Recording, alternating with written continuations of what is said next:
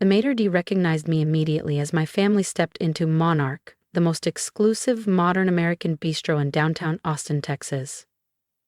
I saw the flicker in his eyes, that pause of recognition. But he remained composed, professional. "Good evening," my sister Caroline said, her tone effortlessly superior. "Reservation for the Caldwell family, party of 4. I stayed a step behind, watching the familiar scene unfold, my parents and Caroline putting on a performance. The designer handbags, the custom suits, the pointed glances to see who might be watching. Appearances always mattered to them. They hadn't wanted to invite me tonight, but not having the eldest Caldwell daughter at my father's 65th birthday dinner, that would have raised questions in their social circle, and image was everything. "This way," the maitre d' said, guiding us through the stunning dining room. I noticed the discreet nods from staff, subtle acknowledgments they tried to mask. But I saw them. Caroline gave my outfit a minimalist navy dress, a once-overs. "I'm shocked you didn't show up in one of your thrift store pieces, Leah." Smiled. "Some of us care more about impact than price tags." She raised an eyebrow. "Right. How's that tiny condo treating you?" Before I could answer, my mother shot us a look. "Girls, not tonight. It's your father's birthday."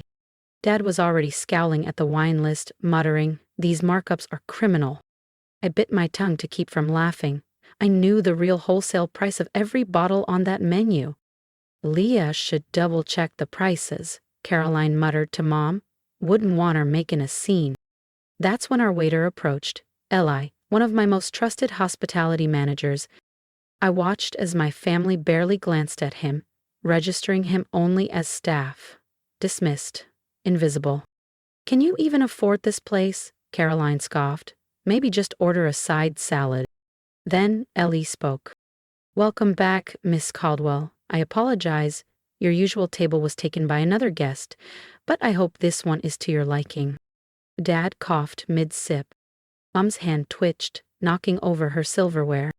Caroline's smirk froze like glass. "It's perfect," I said, turning to Eli with a calm smile. "Would you care for your regular wine, Miss Caldwell?" he asked, as if this weren't the most deliciously disruptive moment of my year. "Yes, the 1990 Merus Reserve." Dad turned ashen. That bottle cost more than one of his quarterly golf trips. "Leah," Mom's voice cracked slightly. "What is going on?"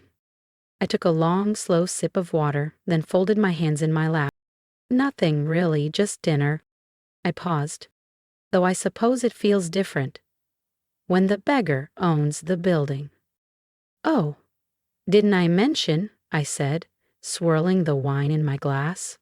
"I bought Monarch 6 months ago, along with the entire Silverstem restaurant group." Caroline's mouth opened, then shut again like a stunned fish. But you live in that tiny condo, and you shop at normal places," Mom added, baffled. "Because I choose to," I replied evenly. "Some of us don't need designer logos to feel accomplished." Eli returned, presenting the wine with expert flourish. "An excellent choice, as always, Miss Caldwell. Shall I have Chef Murray prepare your favorite chocolate soufflé for dessert?"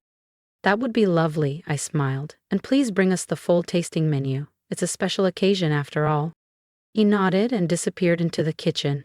Silence settled like fog across the table, the kind that drapes over people who realize they've spent the last 20 minutes mocking the person signing the staff's paychecks. My phone buzzed, likely an update from our London partners finalizing the Mayfair expansion. But I ignored it. Tonight wasn't about the business. It was about this moment. This beautiful, awkward, satisfying moment. The irony was delicious. The struggling daughter they pitied, the one who never quite measured up, now owned the very chain of fine dining spots they used to parade their status. And I hadn't said a word until now. Because the best revenge isn't boasting. It's letting people embarrass themselves first. Dad gulped his water like it was whiskey. Caroline had one hand hidden under the table, probably Googling Silverstem ownership. Her other hand trembled slightly as she adjusted her bracelet.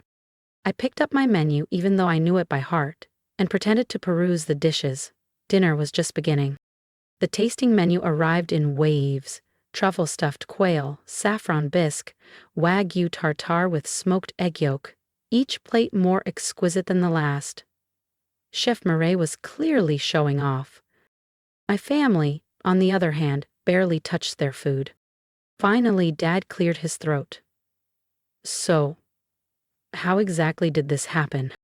I took a sip of the perfectly aged Miras Reserve and met his gaze. Remember that MBA program I begged you to help with, the one focused on hospitality and systems innovation? You said it was a waste, that I should get a real degree like Caroline's. He shifted in his chair. Caroline stared a little too intently at her untouched foie gras. Well, I continued, turns out there was a market for reinventing fine dining operations. I built a scalable model with predictive analytics, AI-driven service mapping, and vertical integration. Mom blinked slowly. In English, Leah? I smiled. I made luxury restaurants more profitable without compromising experience. We now own 32 restaurants across 3 continents. Her fork slipped from her fingers and clattered onto her plate. 32? Yes. Including La Maison in Paris, Le Cercle in New York. I turned to Dad. And that little spot in London, where you and Mom celebrated your anniversary last year. He went pale. You bragged about how impossible it was to get a table. Caroline flushed a shade deeper than the burgundy velvet boots around us. I signed off on your reservation myself. And then I picked up my wine glass again, savoring the moment, because for once, I didn't have to prove anything. They were sitting in it, living it, and now they finally saw me. That's why they seated us immediately when I dropped the Caldwell name, Dad muttered, eyes narrowing. Indeed, I said, setting down my glass. Though you really shouldn't be rude to the staff here. I let that sit a moment before adding, they tell me everything. As if summoned, Eli returned with the next course, a beautifully plated scallop dish that shimmered with golden Berber Blanc and delicate edible flowers. This is Chef Murray's newest creation, he said, placing the plates down with care. She'd like your opinion, Miss Caldwell, before it's added to the seasonal tasting menu. Dad blinked, not because of the scallop, but because he was beginning to understand. The same man who once told me I was wasting my future by chasing glorified hospitality instead of joining his investment firm was now sitting in a restaurant I owned, watching a chef seek my approval. I took a bite, flawless as expected, and dabbed the corner of my mouth. London opens next month, I said casually, reaching for my water. We're already booked solid through September. Mom's voice was barely a whisper. But you said you couldn't afford to join us for our London trip last summer. I was there, I replied, overseeing final construction details on the new flagship. I just stayed in my penthouse instead of the family's hotel. Caroline's phone buzzed on the table. Probably one of her socialite friends texting something breathless like, "You're at Monarch with her?" She didn't look up. Is that why you never upgraded your apartment, she asked, or bought anything designer? I prefer to invest in things that matter, I said, like paying my staff the highest wages in the industry, giving them health benefits, tuition reimbursement. I let that sink in, creating something real instead of just flaunting wealth. The sommelier arrived with another bottle and leaned in discreetly. Miss Caldwell, the investment group is here again. They'd like to speak with you. I smiled. Tell him the usual, Philippe. He gave a respectful nod. Not for sale at any price. Dad stared. Investment group? Morgan Stanley, I said simply. They've been trying to acquire the chain for months. Last week they offered 12 times earnings. The way his face changed, an investment banker watching the daughter he dismissed as a creative liability become the architect of a multi-continent empire, was priceless. Mom leaned forward, softening. Darling, why didn't you tell us? We'd been so worried about you living so immodestly. I gestured around the dining room. Every detail, from the hand-blown light fixtures to the custom marble floors, had passed through my hands. Because success isn't about how loudly you announce it, Mom, I said. It's about building something that matters. something that lasts. No trust fund, no family connections, just grit. Caroline's expression had morphed from judgment to calculation. "Oh," she said, her voice syrupy. "About getting reservations. Still need to be made in advance," I cut in with a smile. Then I raised my glass and said nothing more. Because sometimes silence speaks loudest. If you've ever dreamed of turning quiet strength into something unforgettable, subscribe now, because the next part of Leah's journey proves that owning the room is only the beginning. "Your name doesn't guarantee special treatment anymore," I said lightly, lifting my glass. "In fact," I added with a sweet smile, "you might notice some of our restaurants are mysteriously booked next time you call." The dessert cart arrived then, led by Eli himself. At the center was Chef Mireille's signature soufflé, delicately risen, perfectly timed. It was paired with a 1989 vintage port that easily cost more than Caroline's newest designer purse. "Happy birthday, Dad," I said warmly, raising my glass again. "Consider dinner my treat." I let the next sentence land like velvet.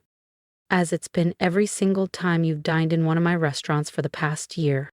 It wasn't just about ownership anymore. No, the most satisfying part was knowing they'd been eating at my tables under my name, never realizing they were on my tab the entire time. The port was excellent, almost as excellent as watching my family choke down their pride with their dessert. As coffee was served, the dynamic shifted palpably. The quiet arrogance that had filled the table an hour earlier had evaporated. Caroline tried flattery instead of insults now, asking about culinary trends and smiling too brightly. Mom kept name-dropping friends she claimed would love to invest in my next big thing. Dad sat quietly, stirring his espresso, replaying years of smug speeches about legacy and financial acumen. The same man who once told me restaurant work was cute like a hobby. "Miss Caldwell," Eli said, approaching once more. "Chef Mireille requests your presence in the kitchen when convenient. The London menu is ready for your final approval." Caroline straightened up instantly, eyes gleaming. "Oh, can I come? I'd love to see the kitchen." I didn't miss the sudden cheer in her voice, the shift from mocking me to wanting access. "The kitchen is for staff and ownership only," I said politely. "Health regulations, you understand." Mom leaned in with a softened tone. "Darling, you must let us host something." "A celebration. To think, our own daughter so successful." "A restaurant owner," I finished for her. "Interesting. That wasn't worth celebrating when you thought I was just managing one place."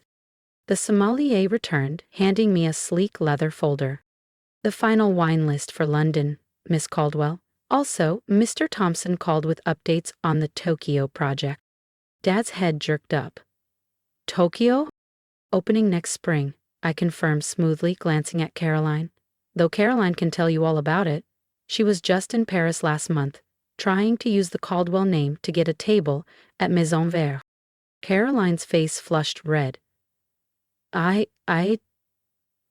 didn't know. And my staff would tell me every name drop, every rude comment, every complaint about prices. I smiled. "I know everything that happens in my restaurants." I stood, smoothing the simple black dress they had once mocked, though it was actually a custom piece from a tiny Parisian atelier. "Now, if you'll excuse me," I said, glancing toward the kitchen. "My chef is waiting." And this time, no one dared to follow me. But it's Dad's birthday dinner," Mom protested, her voice shaky. "And I've paid for it," I said calmly. "Just like I've paid for every meal you've had in my establishments this past year." I turned slightly toward Eli, who stood nearby with practiced poise. "Please make sure my family has everything they need," I said. "And at the standard gratuity, to their bill."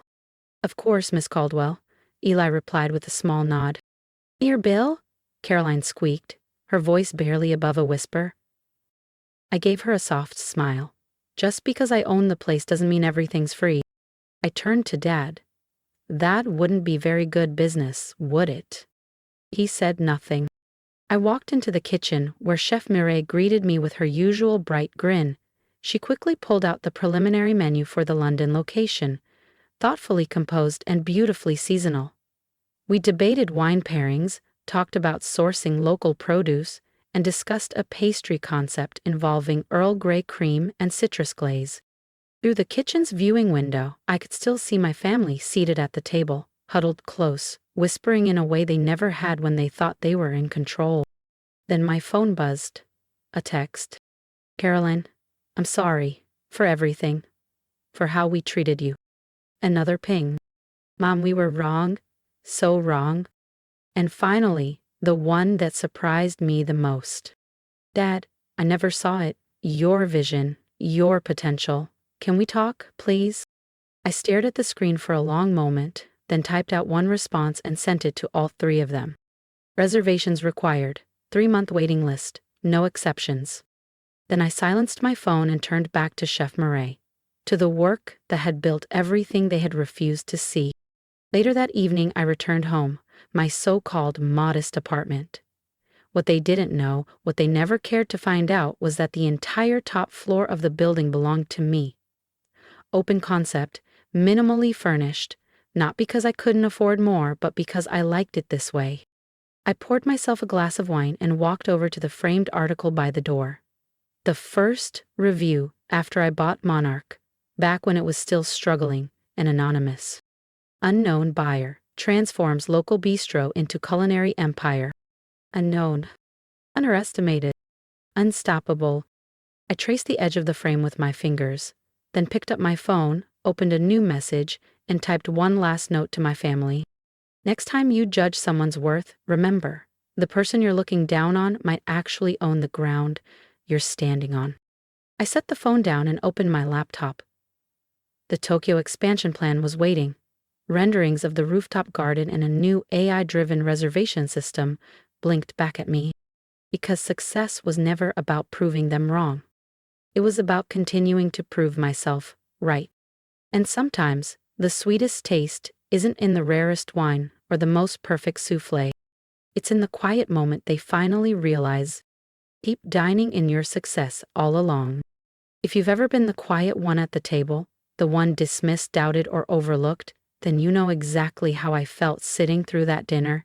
And if something in my story resonated with you, I hope you'll take a moment to share your thoughts. I'd love to hear what you would have said, what you're building, or how you're rising in your own quiet, relentless way.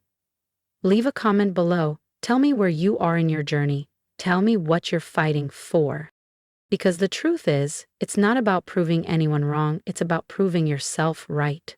Again and again. With grace, with grit, with every small win that no one claps for until it's undeniable. Success doesn't always wear a label or live in a penthouse lined with gold. Sometimes it looks like showing up when no one expects you to. Sometimes it's knowing that what you've built speaks louder than anything you could say. And sometimes the sweetest moment is when those who once looked down on you suddenly realize you're the foundation they've been standing on. If you've made it this far in my story, I hope you'll subscribe not just to the channel, but to the idea that quiet strength can change everything. The next chapter is always being written, and maybe, just maybe, your voice belongs in it too. So keep building, keep believing, keep becoming, and I'll see you at the next table, the one with your name on it.